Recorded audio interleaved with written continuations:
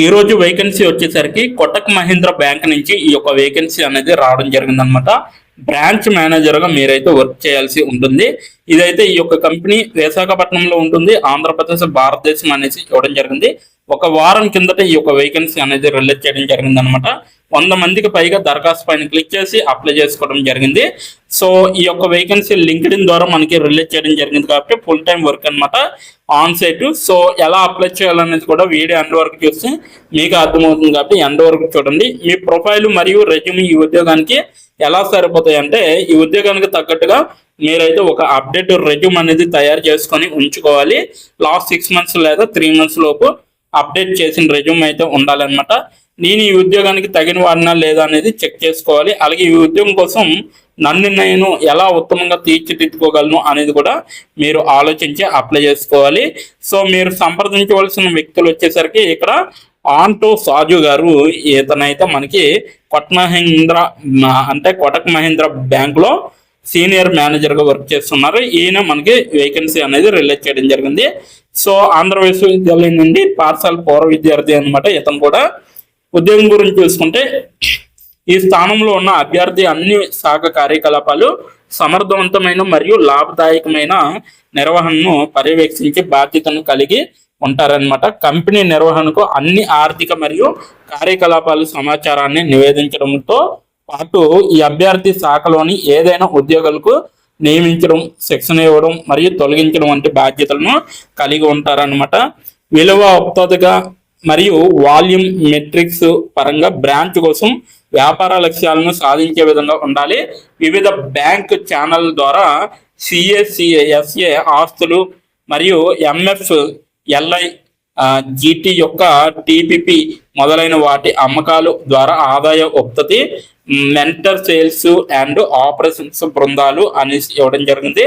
అలాగే వార్షిక డెలివరీలు మరియు రుజుముతర ఆదాయం ఆధారిత ఉత్పత్తులకు వృద్ధికి బాధ్యత వహిస్తారనమాట. సర్వీస్ డెలివరీ, కస్టమర్ సర్వీస్ ప్రమాణాల మెరుగుదలలు ఉంటాయి. అలాగే పూర్తి బ్రాంచ్ అడ్మినిస్ట్రేటివ్ మరియు రెగ్యులారిటీ కంప్లైంట్స్ నిర్వహించే విధంగా ఉండాలి. బాస్కెట్ గ్రోత్ మార్గాల ద్వారా మొత్తం ఉత్పత్తి అమ్మకాలకు మెరుగుపరిచే విధంగా ఉండాలి. సేవా పరిధి మరియు ఇతర డెలివరీలో నాణ్యత పారామితులను నిర్ధారించడం అనేది రావాలి. బ్రాంచ్ సిబ్బంది యొక్క మొత్తం ఉత్పాదక మరియు నైతికతను నిర్వహించే విధంగా కూడా చూసుకోవాలన్నమాట.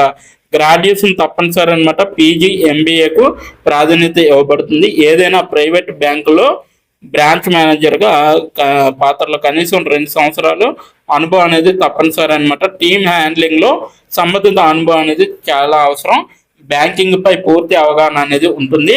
బ్యాంక్ మేనేజర్ లేదా ఇలాంటి పాత్రలో నిరూపితమైన బ్రాంచ్ మేనేజర్ అనుభవం అనేది అవసరం.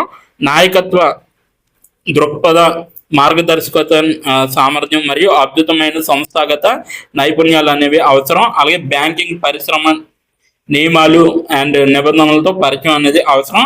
ఫలితాల ఆధారితము, కస్టమర్ కేంద్రీకృతం మరియు కేటాయించిన లక్ష్యాలను చేరుకునే సామర్థ్యం అనేది చాలా అవసరం.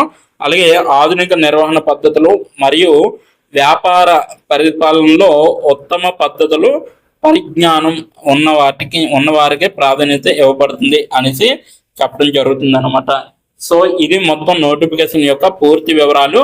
ఈ యొక్క నోటిఫికేషన్ కి మీరు అప్లై చేసుకోవాలనుకుంటే నేను కింద నా డిస్క్రిప్షన్ బాక్స్ లో మీకైతే లింక్ అనేది ప్రొవైడ్ చేయడం జరిగింది. అక్కడికి వెళ్ళి మీరైతే డైరెక్ట్ గా అప్లై చేసుకోవచ్చు. ఇప్పుడు ఎలా అప్లై చేయాలో మనం క్లియర్ గా తెలుసుకుందాం. ఎక్కడ స్కిప్ చేయకుండా వీడియోని ఎండ్ వరకు చూడండి. ఇప్పుడు ఎలా అప్లై చేయాలో మనం తెలుసుకుందాం. డిస్క్రిప్షన్ బాక్స్లో ఇచ్చిన లింక్ మీరు ఓపెన్ చేయగానే మీకు ఈ విధంగా నోటిఫికేషన్ అనేది ఓపెన్ అవుతుంది. ఇక్కడ మీరు ఈజీ అప్లై పైన క్లిక్ చేస్తే మనకి నెక్స్ట్ పేజీ అనేది ఓపెన్ అవుతుంది. ఇక్కడ నెక్స్ట్ పేజీలో అప్లై టు అని ఉంది కదా, అక్కడ దాని పక్కన కంపెనీ నేమ్ అనేది రావడం జరుగుతుంది. ఏ కంపెనీకి అయితే అప్లై చేస్తున్నారో ఆ యొక్క కంపెనీ నేమ్ అనేది రావడం జరుగుతుంది. దాని తర్వాత మీరు మీ యొక్క ఈమెయిల్ ఐడితో లింక్డ్ఇన్లో లాగిన్ అయ్యి ఉండాలి. అలా అయ్యి ఉంటే మీకు ఈమెయిల్ ఐడి కూడా కనబడుతుంది. ఫోన్ కంట్రీ కోడ్ అనేది కూడా కనబడుతుంది. అక్కడ మీ యొక్క ఫోన్ కంట్రీ కోడ్ని మీరు ఎంటర్ చేయాలి. మనది ఇండియా కాబట్టి +91 అని ఉంటుంది. మొబైల్ ఫోన్ నెంబర్ ఉంది కదా, అక్కడ కూడా మీ యొక్క పర్మనెంట్ మొబైల్ నెంబర్ అనేది ఇవ్వాలి. తర్వాత మీరు నెక్స్ట్ అనే ఆప్షన్ పైన క్లిక్ చేయాలి. నెక్స్ట్ పేజీకి తీసుకువెళ్తుంది. ఇక్కడ మీరు మీ యొక్క రెజ్యూమ్ అనేది అప్లోడ్ చేయాలి. డాక్యుమెంట్లో కానీ పీడిఎఫ్లో కానీ రెజ్యూమ్ని అప్లోడ్ చేయాలి. మినిమం రెజ్యూమ్ అనేది 2 MBలో ఉండాలి. అప్లోడ్ చేశాక నెక్స్ట్ అనే ఆప్షన్ పైన క్లిక్ చేయాలి.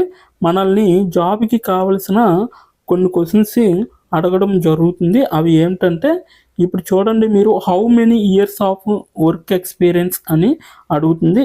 ఎక్స్పీరియన్స్ లేకపోతే నో ఎక్స్పీరియన్స్ అనేది మీరు మెన్షన్ చేయాలి. ఎస్ ఆర్ నో అనేది.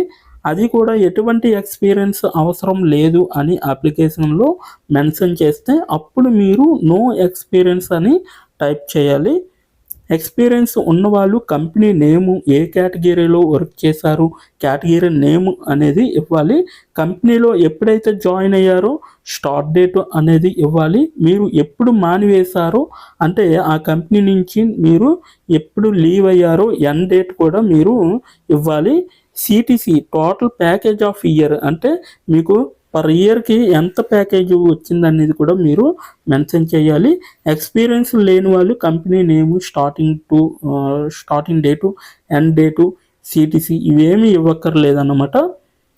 నెక్స్ట్ వన్ చూసుకుంటే what is your level of proficiency in English అంటే మీకు ఇంగ్లీష్లో ఎంత ప్రావీణ్యం ఉందో వీళ్ళైతే అడగడం జరుగుతుంది.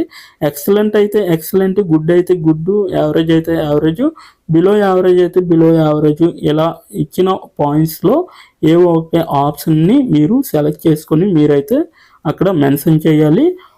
నెక్స్ట్ పాయింట్ చూసుకుంటే హౌ మచ్ శాలరీ ఎక్స్పెక్టేషన్స్, ఈ కంపెనీ నుంచి మీకు ఎంత శాలరీ కావాలనేది అడగడం జరుగుతుంది. అది కూడా మీరు మెన్షన్ చేయొచ్చు.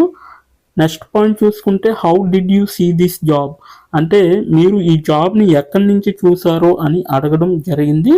సో మీరు యూట్యూబ్ అయితే యూట్యూబ్, ఫేస్బుక్ అయితే ఫేస్బుక్, ఇన్స్టాగ్రామ్ అయితే ఇన్స్టాగ్రాము, లింక్డ్ఇన్ అయితే లింక్డ్ఇన్, నౌకరీ అయితే నౌకరీ. సో ఈ 4 అంటే ఈ 5 రకాలలో మీరు ఎక్కడి నుంచి అయితే ఈ యొక్క జాబ్ పోస్టింగ్ని చూసారో సో అది మీరు మెన్షన్ చేయాలి. నెక్స్ట్ వన్ వచ్చేసరికి మీకు బ్రీఫ్ యువర్ సెల్ఫ్ ఇంట్రడక్షన్ అని ఉంటుంది. అక్కడ మీరు ఒక 5 or 10 లైన్స్ మీకోసం మీరు రాస్తే సరిపోతుందన్నమాట. ఫైనల్గా మీరు సబ్మిట్ యువర్ అప్లికేషన్ ఆప్షన్ పైన క్లిక్ చేస్తే మీ అప్లికేషన్ అనేది కంపెనీ వాళ్ళకి చేరుతుంది. మీ రెజ్యూమ్ని చూసి అలాగే మీ స్కిల్స్ని చూసి మీ డీటెయిల్స్ అన్నీ చూసి డైరెక్ట్గా మిమ్మల్ని కాంటాక్ట్ అవ్వడం అనేది జరుగుతుంది. లేదా మీరు ఇచ్చిన ఈమెయిల్కి ఇంటర్వ్యూ మెయిల్ పంపడం జరుగుతుందన్నమాట. అలాగే మీరు ఎప్పటికప్పుడు మీ యొక్క ఈమెయిల్ని చెక్ చేసుకోవాలి. సో ఇదన్నమాట మొత్తం అప్లై చేయవలసిన ప్రాసెస్. నోటిఫికేషన్ పూర్తి డీటెయిల్స్ చూస్తారు కదా, ఇంకెందుకు ఆలస్యం, వెంటనే అప్లై చేసుకోండి. ప్రతి ఒక్కరు కూడా ఈ నోటిఫికేషన్కి అప్లై చేసుకుంటారని కోరుకుంటున్నాను. ఇప్పటి వరకు ఈ వీడియోని చూసిన ప్రతి ఒక్కరికి చాలా చాలా థ్యాంక్స్ ఫర్ వాచింగ్.